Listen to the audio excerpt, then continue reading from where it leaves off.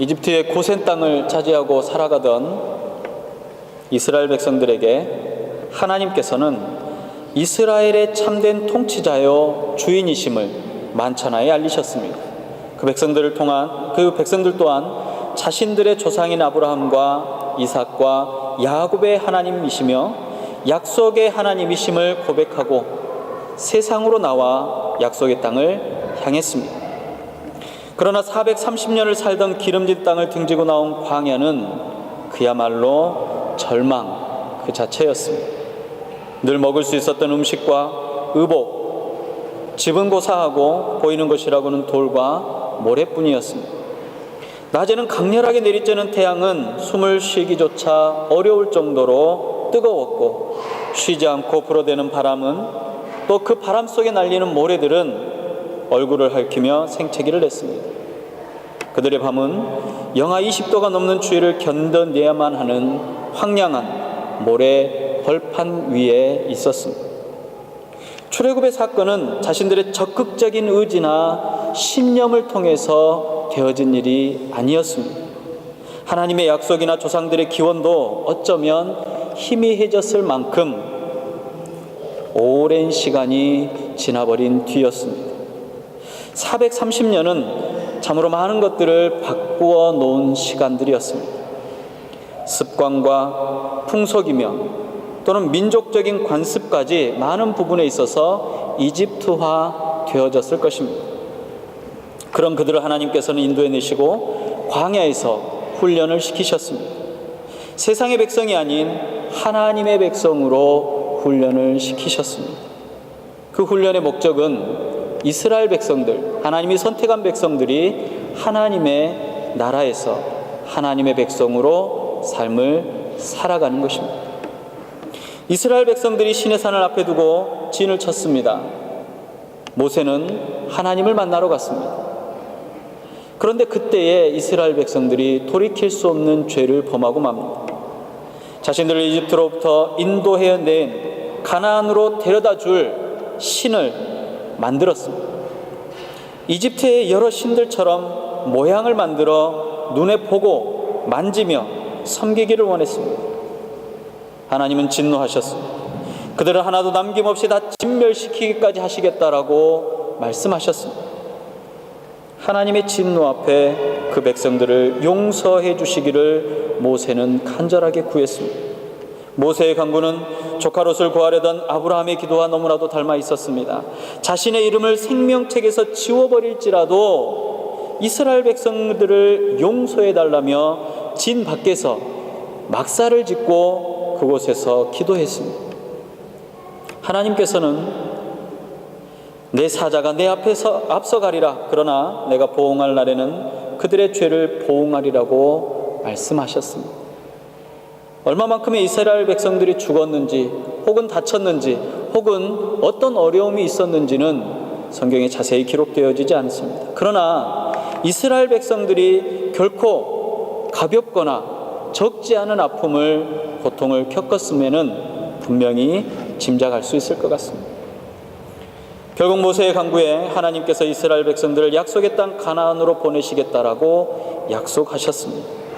그러나 그 약속과 함께 하셨던 하나님의 말씀은 이스라엘 백성과 함께 가나안으로는 가지 않겠노라고 말씀하신 것입니다. 하나님께서 용서하셨고 그들을 약속의 땅에서 살 수 있도록 해주시겠다라고 말씀하셨지만 모세는 멈추지 않고 또 간구합니다. 이스라엘이 아무리 평안한 곳, 아름다운 곳에 머무른다고 할지라도 하나님께서 함께하지 아니하신다면 사실 아무런 의미가 없기 때문에 그렇습니다. 결국 간절한 모세의 기도에 하나님께서는 이렇게 답하셨습니다. 내가 친히 가리라. 내가 너로 편케 하리라 라고 말씀하셨습니다. 모세가 기도했고 하나님께서 그 기도에 응답을 하셨습니다. 그런데 모세의 기도가 멈추지 않습니다. 모세의 요구는 계속되어집니다. 하나님의 확답의 말씀을 듣지 못한 사람처럼 다시금 하나님께 간절하게 구합니다. 그 말씀이 15절과 16절에 있습니다. 이렇게 말합니다. 모세가 여호와께 아뢰되 주께서 친히 가지 아니하시려거든 우리를 이곳에서 올려보내지 마옵소서. 나와 주의 백성이 주의 목전에 은총을 입은 줄을 무엇으로 알리이까? 주께서 우리와 함께 행하심으로 나와 주의 백성을 천하 만민 중에 구별하심이 아니니까? 라고 말씀합니다. 그랬더니 하나님께서 모세의 요구를 다 들어주시겠다라고 다시 한번 모세의 요구에 답을 주셨습니다.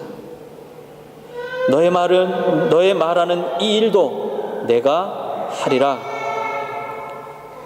너뿐만 아니라 백성들과도 함께 하시겠다라는 약속을 다시 한번 이스라엘에게 하셨습니다. 이제 모든 약속을 다 이루어 주신다는 하나님의 말씀을 들은 모세가 기도를 멈췄을까요? 멈추지 않습니다. 모세의 요구는 한 걸음 더 나아갔습니다. 모세의 마지막 요구는 이것이었습니다. 주의 영광을 내게 보이소서. 백성을 바꾸어달라고 말하지 않습니다. 다시는 원망하거나 불평하거나 반영하지 못하도록 족쇄를 채워달라고 요구하는 것도 아니었습니다. 가나안까지 가는 길에 평탄한 길을 주시기를 구하는 기도도 아니었습니다. 자신의 낙심한 마음을 이길 수 있는 영적인 능력도 구한 것이 아니었습니다. 모세가 마지막으로 구한 것은 하나님의 영광을 보는 것이었습니다. 모세의 이 마지막 요구는 우리로 하여금 많은 것을 생각하게 합니다. 마지막이라는 것은 최종적인 것입니다. 무엇보다도 중요하다는 것입니다. 지금 모세에게 있어서 가장 중요하고 가장 필요한 것은 하나님의 영광을 보는 것입니다. 하나님의 영광을 보는 것은 바로 그것은 우리의 믿음의 목적이기도 합니다. 하나님의 영광이 있는 자리는 어떤 자리입니까? 하나님의 영광이 임하는 자리는 모든 것이 회복되는 자리입니다. 하나님의 영광이 임하는 것은 회복의 역사가 있습니다. 모세가 굳이 이스라엘의 반역으로 깨어진 하나님과 이스라엘과의 관계를 회복시켜 주실 것을 구할 필요가 없습니다. 하나님의 임재가 있고 하나님께서 함께 하시고 하나님의 영광이 임하는 바로 그곳은 이미 회복되어지는 곳이기 때문에 그렇습니다. 하나님께서 모세에게 그 영광을 보여주시겠다라는 그 자체가 이미 모든 관계가 회복되어졌음을 선포하는 것이기 때문에 그렇습니다. 모세의 기도는 마치 야곱이 주의 사자와 생명을 걸고 씨름을 하듯이 자신과 이스라엘의 회복을 위해서 간절히 구했습니다. 끝까지 구했습니다. 마지막으로라고 하며 하나님께 요구했습니다. 그리고 이 모든 구하는 것들의 응답을 얻게 되었습니다. 하나님의 영광을 보는 자리는 바로 반석의 틈이었습니다. 모세가 하나님의 영광을 보기를 요청합니다. 하나님의 선한 형상을 모세 앞에서 지나가게 하고 당신의 이름을 선포하겠노라고 하나님께서도 약속을 주셨습니다. 21절과 22절에 이렇게 말씀했습니다. 여호와께서 또 이르시기를 보라 내가 내 곁에 한 장소가 있으니 너는 그 반석 위에 서라. 내 영광이 지나갈 때에 내가 너를 반석 틈에 두고 내가 지나가도록 내 손으로 너를 덮으리라. 하나님 곁에 있는 반석 위에 서 있다가 하나님의 영광이 지나갈 때에 그 반석의 틈에 몸을 숨기라고 말씀합니다.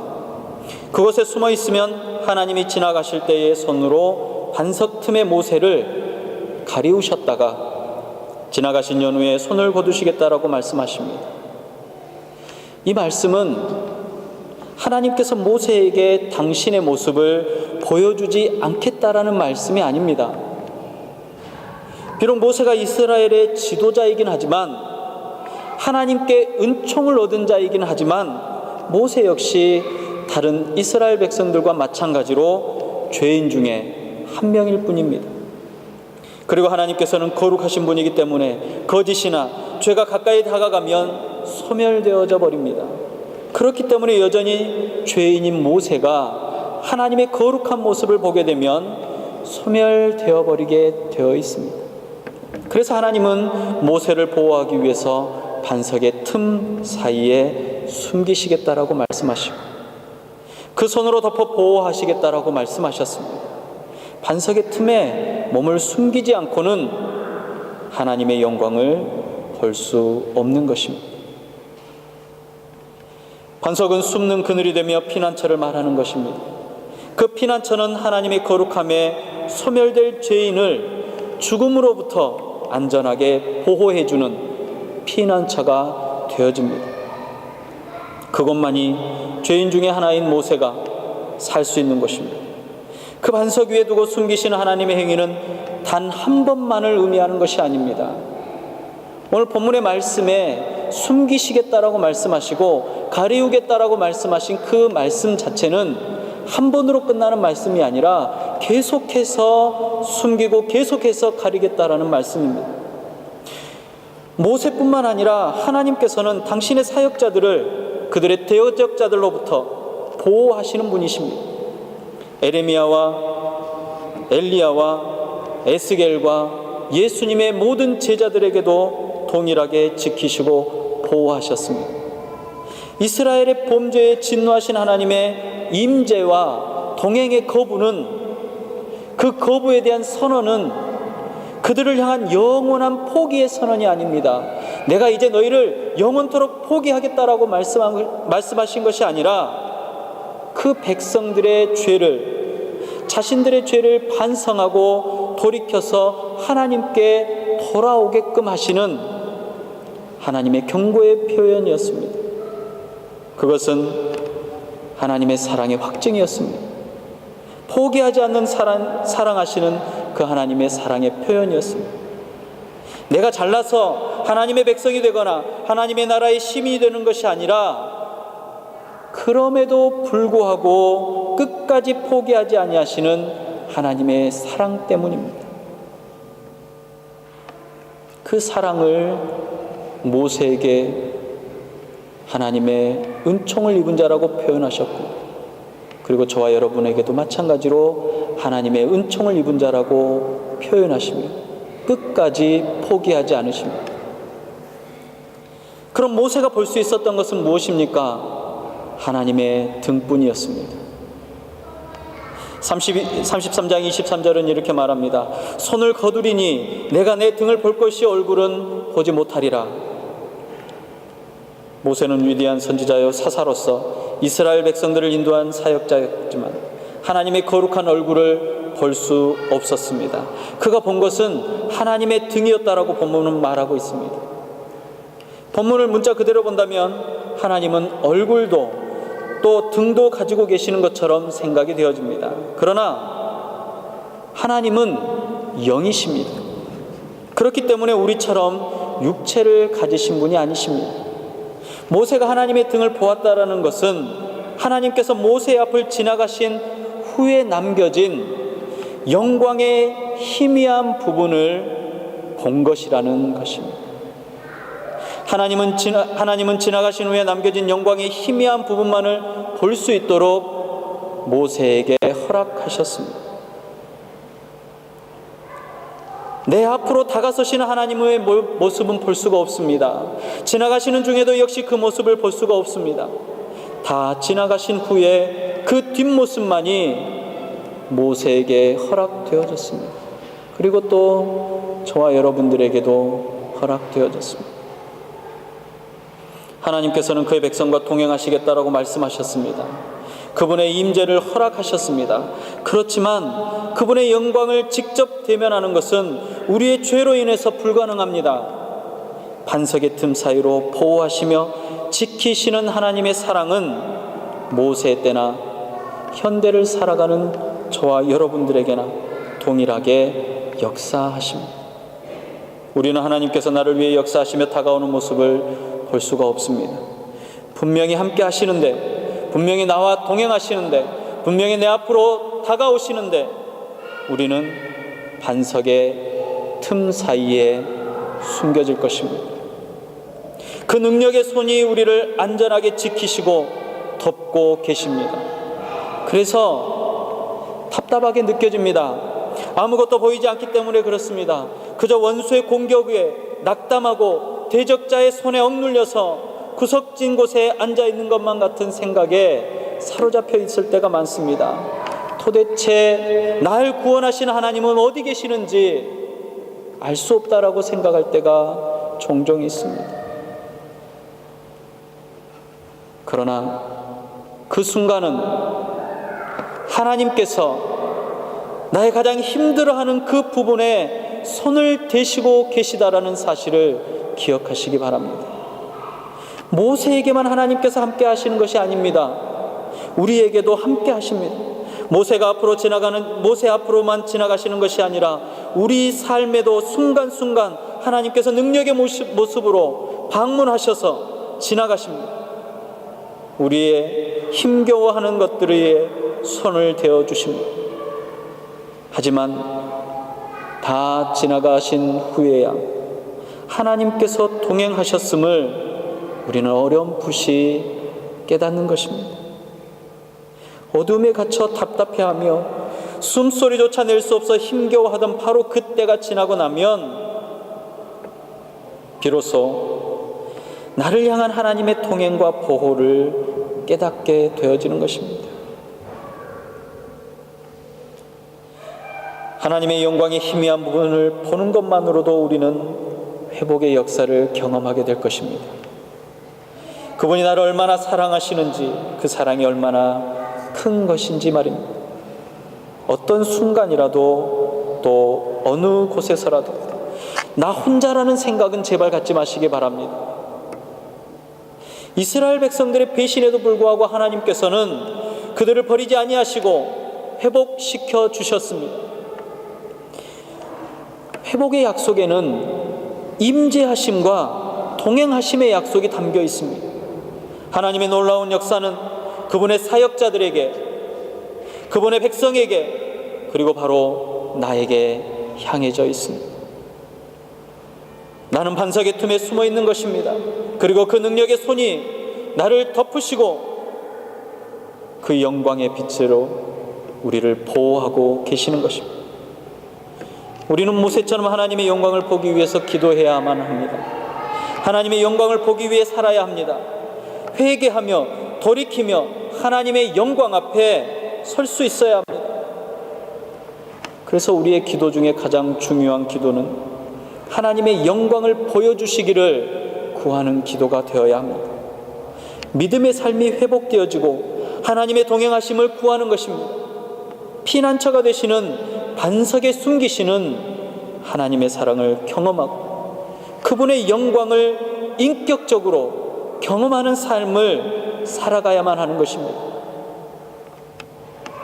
우리의 인생의 피난처요 반석이 되시는 예수님의 임마누엘 하심이 주님 오시는 그날까지 우리에게 허락되어졌습니다.